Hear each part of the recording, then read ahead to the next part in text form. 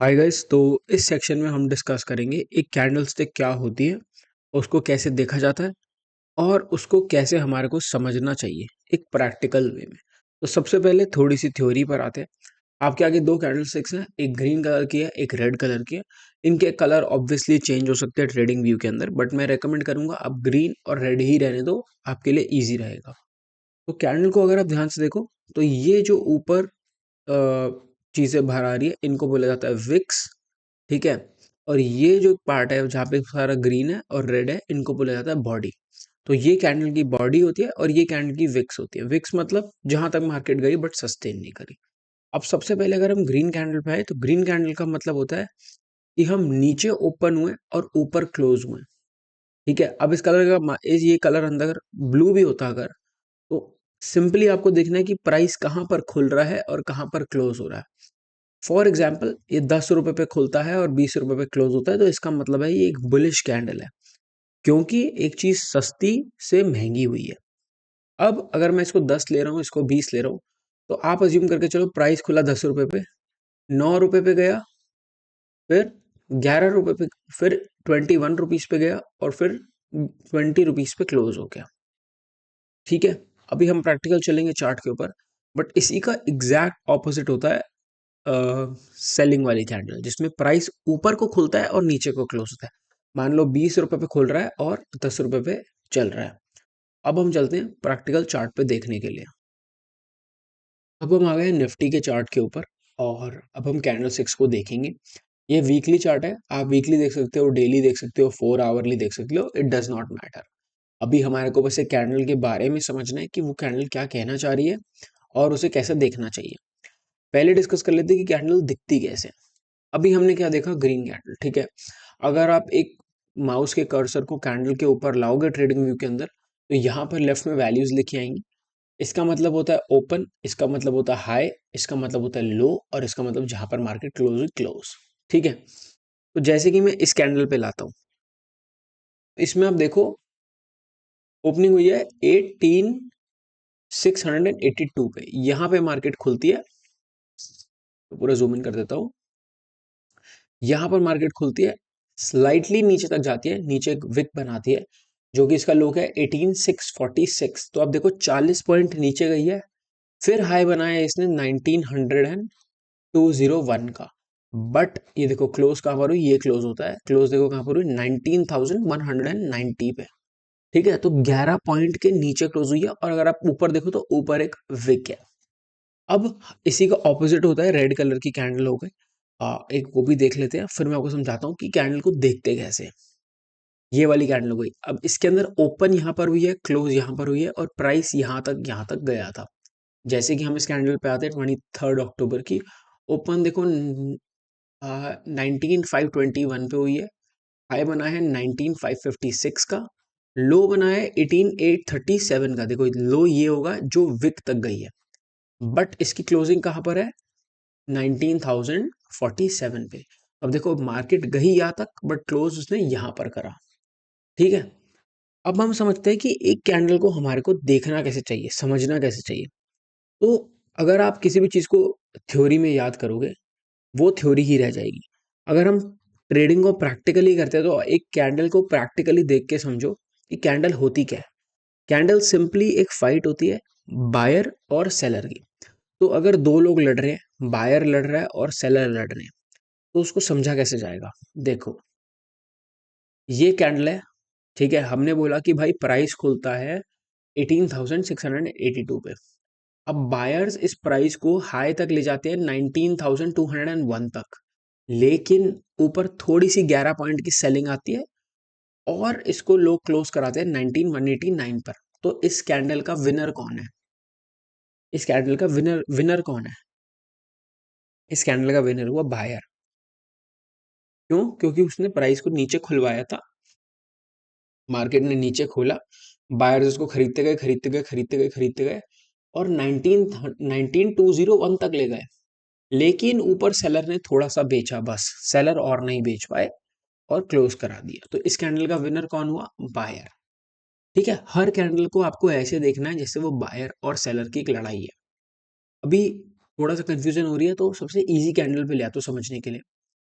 जैसे ये कैंडल पे आ जाओ, ठीक है, ये वाली कैंडल पे, इस पे अगर हम आते हैं तो आप देखो ओपन होता है मार्केट 17,809 पर, ठीक है, क्लोज होती है 17,784 पर, ठीक है, तो सिर्फ 60 पॉइंट का फर्क है।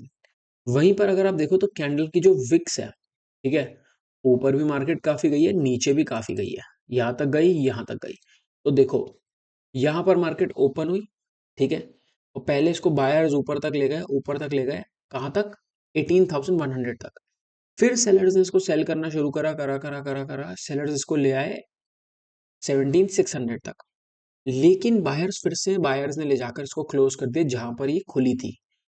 तो इस ये कैंडल में मैं अगर आपसे पूछूंगा बायर विनर है या सेलर विनर है, तो आपका क्या आंसर होना चाहिए? मेजॉरिटी लोग कंफ्यूज होंगे, क्योंकि इसका मतलब ये है ना इस कैंडल में बायर जीत पाया, ना इस कैंडल में सेलर जीत पाया। दोनों ही कंफ्यूज थे कि विनर कौन है, किसके पास ज्यादा पावर है। तो ये हमारे को क्या रिप्रेजेंट कर रही है? ये हमारे को रिप्रेजेंट कर रही है कि मार्केट में भी कंफ्यूजन है, ना बायर स्ट्रांग है, ना सेलर स्ट्रांग है। तो हमेशा आपको कैंडल को एक बायर और सेलर के पर्सपेक्टिव से देखना है। आपको ऐसे देखना है कि इस मोमेंट पर अभी कौन स्ट्रांग है, कौन ज्यादा चार्ज ले रहा है, क्या बायर स्ट्रांग है, क्या सेलर स्ट्रांग है, किसके पास ज्यादा पावर है, कौन ज्यादातर ज्यादा विक्स बना रहा है, किस साइड की ज्यादा बड़ी विक बन रही है, कहाँ से मार्केट बचकर आ रही है और कहाँ से मार्केट डिप हो रही है। ठीक है, जैसे मैं अगर आपको एक और कैंडल दिखाता हूँ और उसका फिर से कॉन्सेप्ट सिखाऊंगा। जैसे कि आप ये वाली कैंडल देख लो, अब इसके अंदर प्राइस ओपन होता है 1906.22 तक, लेकिन अगर आप देखो तो नीचे कितनी बड़ी विक है। क्यों है इतनी बड़ी विक? क्योंकि सेलर्स इसको इतनी नीचे लेकर गए थे, लेकिन बायर्स ने इसको बचा बचा के अपने ओपन से स्लाइटली ऊपर क्लोज करा दिया। तो ये कैंडल क्या रिप्रेजेंट करना चाह रही थी? ये कैंडल रिप्रेजेंट करना चाह रही थी कि बायर स्ट्रांग है। सेलर ने बहुत कोशिश करी बेचने की, लेकिन बायर ने उसको पूरी ऊपर तक बचा लिया। अब आपके मन में डाउट आ रहा होगा कि यार अगर इसमें आप कह रहे हो बायर स्ट्रांग है और आगे जाके मार्केट वीक हो रही है, तो ये आपका डाउट बिल्कुल सही है। लेकिन इस डाउट का आंसर आपको और दो टॉपिक समझने के बाद मिलेगा। ये कोर्स कुछ इस तरह डिजाइंड है कि जब आप अगला पार्ट सीखोगे आपको पिछला क्लियर होता रहेगा। अभी हम बिल्कुल प्रैक्टिकल सिंगल कैंडल पे फोकस कर रहे हैं, तो हमारे को सिर्फ उस पर फोकस करना है। अभी मैं आपको लेके चलता हूँ टाइप्स ऑफ कैंडल स्टिक्स में, और उसके अंदर समझाता हूँ कि मैं आपको क्या बताना चाह रहा हूँ। तो मार्केट के अंदर कई सारी कैंडल्स होती है, कई सारे नाम होते हैं और काफी फेमस है, आपने देखा होगा। यूजुअली लोग किसी ना किसी कैंडल को कुछ ना कुछ नाम देकर बुलाते हैं। तो अगर आपकी स्क्रीन पे देखो तो 1 2 3 4 5 9 13, ठीक है, ये लगभग 13 कैंडल के नाम है, जो कि काफी कम है, इनसे बहुत ज्यादा होती है, लगभग 25-30 होती है। अब अगर मैं आपको बोलूँ आप 25-30 कैंडल याद कर लो, ठीक है, उसका मतलब तो हो गया कि आप एक रिटन एग्जाम देने जा रहे हो, आप एक रट्टू पोपट हो गए। लेकिन हाँ, प्रैक्टिकली होती है ट्रेडिंग, ट्रेडिंग के अंदर प्योरली प्रैक्टिकल काम होता है। तो हमारे को ये सब नाम याद करने की जरूरत नहीं है कोई भी। ठीक है, ऑब्वियसली आपको थोड़ा सा अजीब लग रहा होगा, क्योंकि जनरली लोग बोलते हैं ये वाला पैटर्न बन गया, वो वाला पैटर्न बन गया। बट मैं कह रहा हूँ आप अपने फंडामेंटल पे फोकस करो। अगर एक कैंडल ऐसी बन रही है जिसके अंदर ऊपर भी विक है, नीचे भी विक है, ना बायर क्लोज कर पा रहा है ना सेलर, तो ना कि उसको डोजी बोलने की जगह, क्योंकि देखो किसी कैंडल को नाम दे के बोलने से आपको एक्स्ट्रा पॉइंट या पैसे नहीं मिलते। ठीक है, तो इससे बढ़िया है कि आप उसे खुद समझ पाओ कि वो कैंडल क्या रिप्रेजेंट करना चाह रही है मार्केट के अंदर। जैसे इसको बिग वाइट कैंडल बोला हुआ है, इसको मारू बूजो बोला हुआ है। लेकिन मुझे एक बात बताओ, इन दोनों में कितना ही डिफरेंस है? सिर्फ विक का डिफरेंस है, राइट? दोनों ही कैंडल क्या रिप्रेजेंट कर रही है? दोनों कैंडल रिप्रेजेंट कर रही है कि बायर के पास बहुत ज्यादा पावर है, उसने प्राइस को नीचे 10 रुपए पे खोला था और जाकर 30 रुपीज पे क्लोज करा दिया। तो ये क्या, इसका क्या मतलब होता है? इसका मतलब होता है कि बायर फुल चार्ज में है और बायर्स बाय कर रहे हैं at any price, market bullish है। तो अगर हमारे को वो चीज पता है, उसके बाद क्या जरूरी है कि हम उसे बिग वाइट कैंडल बोले या फिर उसको हम मारू बूजो बोले। वैसे ही अगर आप देखो तो यहाँ पर लिखा है बिग ब्लैक कैंडल, बट अगर मैं इसको भी बोलूँ कि आप स्टडी करो ये क्या कहना चाह रही है, तो प्राइस सिंपली ऊपर ओपन हो रहा है, नीचे क्लोज हो रहा है। इसमें दिख रहा है कि सेलर स्ट्रांग है और सेलर जीत रहा है। इस कैंडल में हमारे को दिख रहा है कि प्राइस नीचे तक गया था, लेकिन बायर्स ने उसको पूरी तरह बचा के अपने ओपन के आसपास क्लोज करा दिया। इसका एग्जैक्ट ऑपोजिट में आपको क्या दिख रहा है? प्राइस यहाँ पर ओपन हुआ था, ऊपर तक लेके गए, लेकिन सेलर्स ने इसको इतना सेल करा कि वापस से यहीं पर आके क्लोज करना पड़ा। अब इसका एग्जैक्ट ऑपोजिट ये है, ठीक है। अब hanging man, dragon fly doji में सिर्फ थोड़ा सा फर्क है। अगर आप देखो इसकी जो बॉडी है, इसकी जो बॉडी है और इसकी जो बॉडी है, उनके अंदर डिफरेंस है, ठीक है। और ये एग्जैक्ट इसका ऑपोजिट है, ये एग्जैक्ट इसका इसका ऑपोजिट है। तो ऐसे बहुत सारे पैटर्न बन सकते हैं छोटी छोटी विक्स के ऊपर, लेकिन आपको किस पे फोकस करना है? आपको फोकस करना है अपने फंडामेंटल्स पे। अब मैं यही सारे पैटर्न जाकर आपको अब एक चार्ट पे दिखाता हूँ। तो अब हम आ गए हैं चार्ट के ऊपर और हम कुछ वही वाले पैटर्न्स देखेंगे। जैसे कि अगर आप देखो, ये वाली, इसको बोला जाता है बिग ब्लैक कैंडल, ठीक है, ऐसा कुछ नाम था, जहां पे प्राइस ऊपर खुल रहा है, नीचे क्लोज हो रहा है, सेलर पूरी तरह डोमिनेट कर रहे हैं, सेलर स्ट्रांग है। उसी के राइट में अगर आप देखोगे, देखो अगर मैं आपको बोलूँ ये दो कैंडल को स्टडी करो, ठीक है, सिर्फ ये दो कैंडल को और कुछ भी नहीं देखना, ये आपका स्टडी करना है। आपने देखा प्राइस ऊपर खुल रहा है, नीचे क्लोज हो रहा है, और आप कहोगे भाई 25 जनवरी वाली कैंडल को क्लियर क्लियर सेलर जो है वो स्ट्रांग है। लेकिन उसी की नेक्स्ट कैंडल में अगर आप देखो तो आप देखोगे कि यार अगले दिन प्राइस ऊपर खुलता है, सेलर थोड़ा सा नीचे ले पाते हैं, लेकिन बायर पिछले जो हाई होता है जहां पे सेलर्स बेचना शुरू कर दे, उसको भी क्रॉस करके ऊपर क्लोज कर देते हैं। तो आप कहोगे कि 1 फरवरी वाली कैंडल ने तो 25 जनवरी वाले सेलर्स को भी पीछे छोड़ दिया और बाइंग की तरफ मैसिव स्ट्रेंथ आ गई। यहाँ पर बनी बिग रेड ब्लैक कैंडल, यहाँ पे बनी big green candle. But once again नाम याद करने की कोई जरूरत नहीं है। कैंडल देखो, कैंडल क्या रिप्रेजेंट करना चाह रही है। जैसे कि अगर अभी हमने कुछ जो पैटर्न देखा था, ठीक है, वो एक बार मैं देख लेता हूँ, ये भी बन रहे हैं, ये देखो, ये 3 कैंडल बनी, ठीक है। कोई इसको बोलेगा ये हैमर है, ये हैंगिंग मैन है, और ये ड्रैगन फ्लाई डोजी है।